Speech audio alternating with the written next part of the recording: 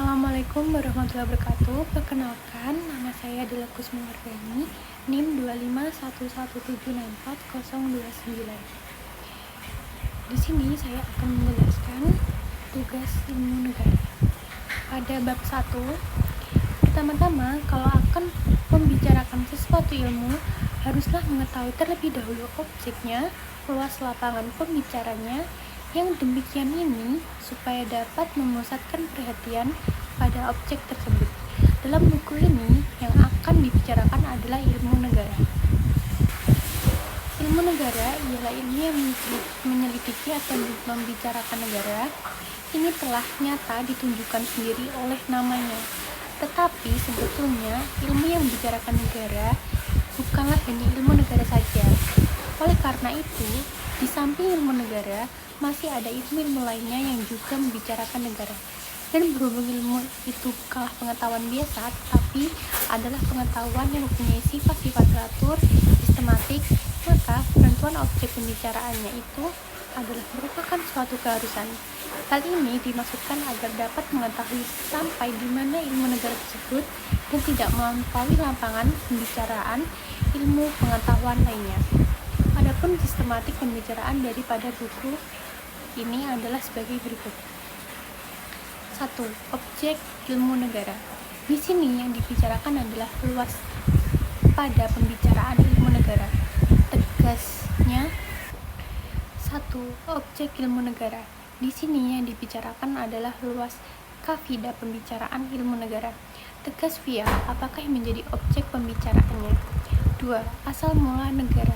Pembicaraan di sini meliputi teori-teori, ajaran-ajaran, faham-faham mengenai bagaimanakah timbulnya negara itu, atau bagaimanakah terjadinya negara itu. Maksudnya, bagaimanakah perpindahan dari keadaan manusia di mana mereka itu hidup secara bebas, belum teratur keadaan bernegara, keadaan kehidupan manusia yang serba teratur. Dalam hal ini hanya akan kita bicarakan beberapa teori saja. Pokok-pokok teori-teori tersebut antara lain: 1. Teori-teori pada Yunani kuno.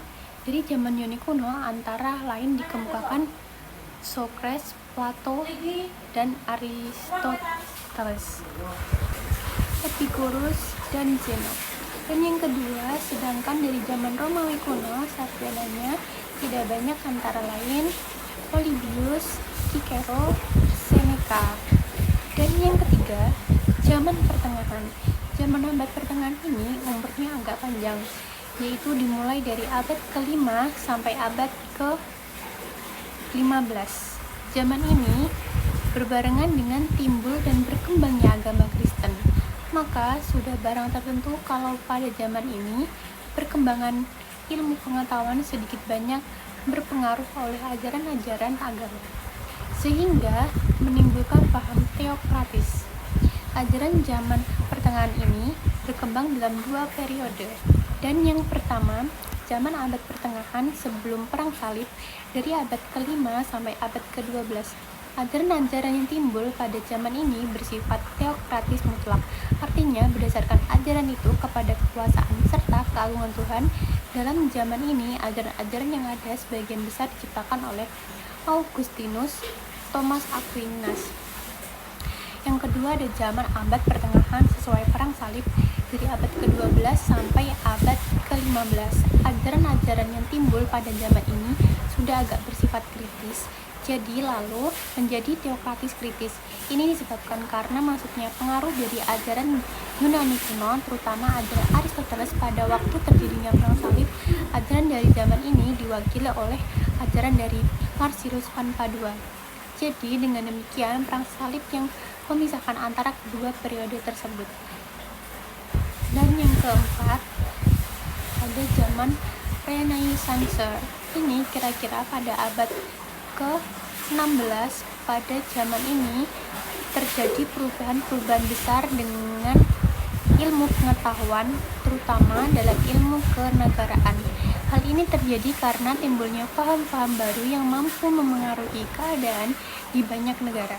Paham-paham tersebut adalah dari ajaran kebudayaan zaman Yunani kuno, Jerman kuno. Pengaruh tersebut tidak saja masuk dalam lapangan ilmu kenegaraan, tetapi juga dalam lapangan keagamaan, sehingga menimbulkan perubahan-perubahan besar dalam lapangan keagamaan, menimbulkan kaum reformator. Yang pertama, Dante, Luther, Melanchthon, Zwingli, dan Calvin. Sedangkan dalam lapangan kenegaraan timbul ajaran-ajaran dari Niccolo Machiavelli, Thomas Morus, dan yang terakhir Jean Bodin. Dan yang kelima, kaum Monorkamaken.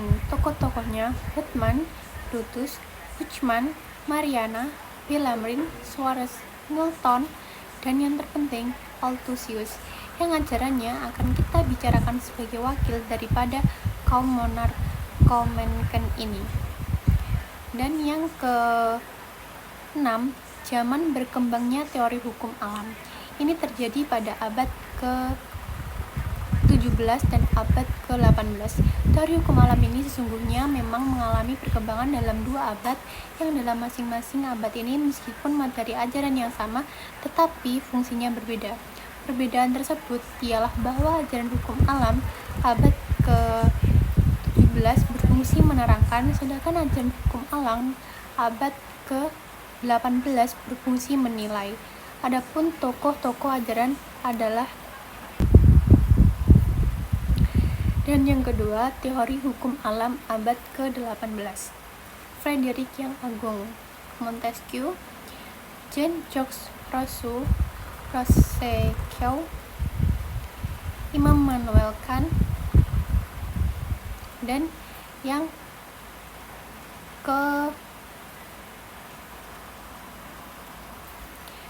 ketujuh, zaman berkembangnya teori kekuatan atau kekuasaan. Teori ini berkembang pada permulaan abad-abad modern.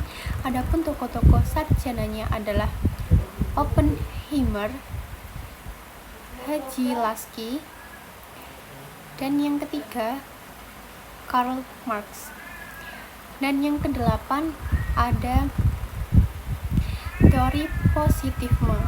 Teori ini merupakan reaksi terhadap teori-teori klasik tradisional, teori-teori yang telah disebutkan di atas. Teori positifisme ini antara lain dikemukakan oleh Hans Kelsen. Dan yang ke-9, teori modern. Teori ini sifatnya modern karena sudah menyesuaikan dirinya dengan keadaan serta berkembangan ilmu pengetahuan modern. Tokoh-tokohnya yang akan dibicarakan adalah Prof. Mr. M.R.R. Kranenbung, Prof. Dr. J.H.A. Logeman. Dan yang ketiga, teori-teori tentang hakikat negara. Pembicaraan mengenai hakikat negara ini nanti tidak akan secara khusus dibicarakan tersendiri, tetapi akan dibicarakan saja sekaligus pada waktu membicarakan ajaran daripada tiap-tiap sarjana. Hal ini selain menyingkat waktu juga mengingat karena pada umumnya masing-masing sarjana itu mengemukakan pendapatnya. Dan yang keempat, teori-teori tentang tujuan negara. Pembicaraan kita mengenai teori-teori tentang tujuan negara sama dengan nomor 3 yang di atas. Teori legitimasi kekuasaan. Pembicaraan kita di sini meliputi 3 masalah pokok. Yang pertama adalah sumber kekuasaan, dan yang kedua memegang kekuasaan atau kekuasaan tertinggi, yang kedaulatan, mengesahkan kekuasaan. Masing-masing masalah nanti akan mendapatkan jawaban, dan tiap-tiap jawaban akan merupakan suatu ajaran. Dan yang keenam, klasifikasi negara. Di sini nanti akan dibicarakan masalah-masalah mengenai kemungkinan daripada bentuk negara. Artinya, sesuatu yang dinamakan negara itu mempunyai kemungkinan bentuk apa saja. Jadi, tegasnya kita akan membicarakan bentuk-bentuk negara yang telah ada, tetapi yang akan dibicarakan adalah kemungkinan daripada sesuatu yang dinamakan negara. Jadi, lebih tegas lagi bahwa yang akan dibicarakan adalah ajaran-ajarannya, yaitu ajaran-ajaran mengenai klasifikasi negara. Di sini nanti akan ditemukan ajaran-ajaran yang bersifat klasik tradisional dan ajaran-ajaran yang bersifat modern. Yang ketujuh, susunan negara. Maksudnya di sini ialah akan membicarakan bentuk-bentuk negara ditinjau dari segi susunannya. Negara itu kalau ditinjau dari segi susunannya akan menimbulkan dua kemungkinan bentuk, yaitu negara kesatuan. Ini adalah negara yang bersusun tunggal.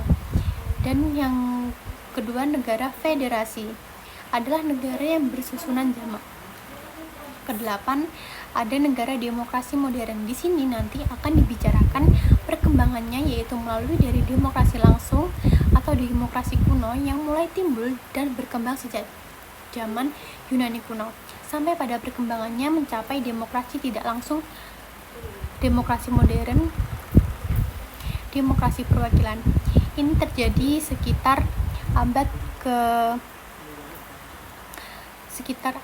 ke-17 dan abad ke-18. Maka dalam hal ini nanti akan erat hubungannya dengan ajaran-ajaran daripada sarjana hukum alam, terutama ajaran Montesquieu, yaitu Trias Politica. Karena ajaran inilah yang justru akan menentukan tipe daripada demokrasi modern, dan ajaran Rousseau, yaitu kedaulatan rakyat, yang justru tidak dapat terpisah dengan demokrasi. Yang kesembilan, ada negara autokrasi modern. Negara ini juga sering disebut negara dengan sistem satu partai. Negara autokrasi dalam pengertiannya kuno praktis devisa ini dapat dikatakan sudah tidak ada, sedangkan pada beberapa abad yang lampau yang mungkin sisanya masih ditemukan dewasa ini adalah yang disebut autokrasi modern. Ini pun sifatnya agak samar-samar karena negara autokrasi modern ini dalam perkembangannya pada zaman modern mengkamuflir dirinya sedemikian rupa sehingga sepintas lalu dari segi luarnya kita melihat negara tersebut seakan-akan demokrasi modern. Maka dari itu perlu dibicarakan perbandingan antara kedua negara tersebut. Sebab selain apa yang telah disebutkan, memang antara kedua negara itu mempunyai perbedaan yang sangat besar, terutama perbedaan mengenai pandangan tentang hakikat serta tujuan. Pada negara autokrasi modern, bagaimanapun juga tidak dapat melepaskan pandangan hidupnya, yaitu bahwa tujuan terakhir adalah menghimpun kekuasaan sebesar mungkin pada tangan negara. Maka perlu juga dibicarakan masalah pembahasan kekuasaan yang timbul daripadanya. Demikian sekedar gambaran garis perjalanan pembicaraan buku ini. Semoga gambaran yang sederhana ini dapat merupakan titik tolak di dalam mempelajari ilmu negara. Pada bab 2 kali ini adalah objek negara. Objek pembahasan ilmu negara adalah negara, namun berbeda dari hukum tata negara dan hukum tata pemerintahan yang juga mempelajari negara. Perbedaan ketiganya terletak pada sudut pandang dan tingkat keabstrakan. Ilmu negara memandang negara secara abstrak, umum, dan universal, tidak terdekat waktu, tempat, atau keadaan tertentu. Hukum tata negara dan hukum tata pemerintahan memandang negara secara konkret, yaitu negara tertentu seperti Indonesia, Inggris, atau Jepang. Pokok pembahasan ilmu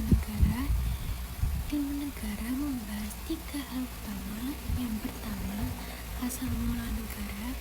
Bukan asal mula negara tertentu, tetapi bagaimana sesuatu dapat disebut negara dalam pengertian umum. Yang kedua, hakikat negara. Membahas esensi atau sifat dasar negara, bukan sekedar syarat formal seperti wilayah, rakyat, dan pemerintahan. Bentuk-bentuk negara dan pemerintahan menelaah berbagai kemungkinan bentuk negara tanpa mengubah hakikatnya. Hubungan dengan ilmu lain, ilmu negara memiliki objek yang sama dengan hukum tata negara dan hukum tata pemerintahan, tetapi sudut pandangnya berbeda. Karena itu, ilmu negara menjadi dasar atau pengantar bagi kedua ilmu tersebut. Seseorang tidak dapat memahami hukum ketatanegaraan dengan baik tanpa terlebih dahulu memahami konsep-konsep dasar ilmu negara. Pandangan Jelinek menurut Jelinek dalam Allgemeine Staatsrechtslehre, ilmu negara Staatswissenschaft dibagi menjadi dua. Yang pertama, ilmu negara umum, meneliti negara secara abstrak dan universal. Sosial Staatsrecht meneliti negara sebagai gejala sosial, dan Staatsrechtslehre meneliti negara dari segi yuridis. Ilmu negara khusus meneliti negara secara konkret, individual. Staatsrecht mempelajari negara tertentu, misalnya Indonesia. Spesial Staatsrecht mempelajari lembaga kenegaraan tertentu secara perbandingan antar negara. Penerapan di Fakultas Hukum Universitas Gadjah Mada. Dalam kurikulum Fakultas Universitas Gadjah Mada, ilmu negara yang diajarkan termasuk dalam ilmu negara yang spesial karena membahas negara secara umum dan abstrak.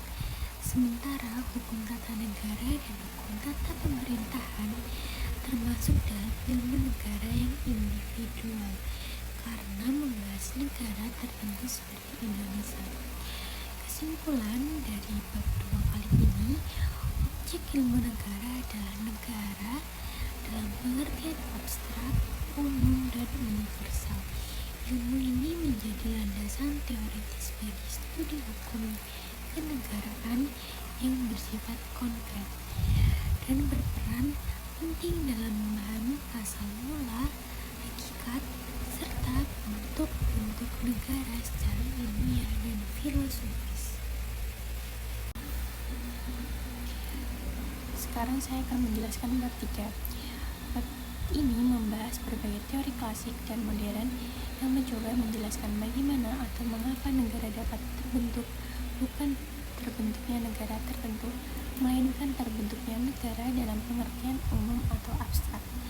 Beberapa pokok bahasan teori-teori zaman Yunani kuno, tokoh-tokoh seperti Socrates, Plato, Aristoteles, serta pemikir lain seperti Epicurus dan Zeno. Mereka menaruh perhatian pada negara sebagai fenomena sosial filsafat. Misalnya, Plato dalam Politika menganggap bahwa negara yang ideal muncul dari harmonisasi kelompok kelas penguasa, orang berhati, berani, dan orang membutuhkan berdasarkan kebijakan. Aristoteles lebih empiris. Ia melihat berbagai negara atau kota, yaitu polis, dan membanding-banding struktur politikanya untuk memahami bagaimana negara bekerja. Teori-teori Romawi dan abad pertengahan, pemikir seperti Cicero, Seneca, dan lainnya mengembangkan pemikiran negara dalam tradisi Romawi. Di zaman abad pertengahan, abad ke-5 hingga ke-15, muncul pandangan teokratis bahwa negara atau kekuasaan negara memiliki hubungan erat dengan kekuasaan Tuhan. Tokoh-tokoh seperti Augustinus dan Thomas Aquinas menonjol dalam hal ini. Renaissance dan masa modern awal. Di era Renaissance dan setelahnya muncul pembaruan pemikiran tentang kekuasaan dan negara. Tokoh-tokoh seperti Niccolo Machiavelli, John Bodin, dan lainnya mulai melihat negara lebih sebagai institusi politik yang terpisah dari semata keagamaan. Teori hukum alam atau natural law muncul pada abad ke-17 hingga ke-18. Contohnya Hugo Grotius, Thomas Hobbes, John Locke membahas bahwa negara terbentuk karena kesepakatan sosial atau kebutuhan manusia hidup bersama. Teori evolusi kekuasaan dan positivisme ada teori yang melihat asal mula negara dari segi kekuatan atau dominasi, misalnya pemusatan kekuasaan oleh penguasa. Teori positivisme kenegaraan, contohnya Hans Kelsen menganggap negara sebagai fakta hukum yang berdiri sendiri, bukan transaksi moral atau sosial semata. Jadi kesimpulan dari bab 3 kali ini menegaskan bahwa asal mula negara tidak dapat dijelaskan hanya dengan satu teori tunggal atau banyak pemikiran yang berlainan dari zaman ke zaman. Pentingnya bab ini adalah memberi kerangka historis dan filosofis agar mahasiswa memahami bahwa negara bukan fenomena yang muncul begitu saja, melainkan melalui proses pemikiran politik, sosial, hukum, dan kekuasaan. Dengan memahami berbagai teori ini, kita dapat lebih mudah menempatkan fenomena negara kontemporer dalam perspektif yang lebih luas. Sekian, wassalamualaikum warahmatullahi wabarakatuh.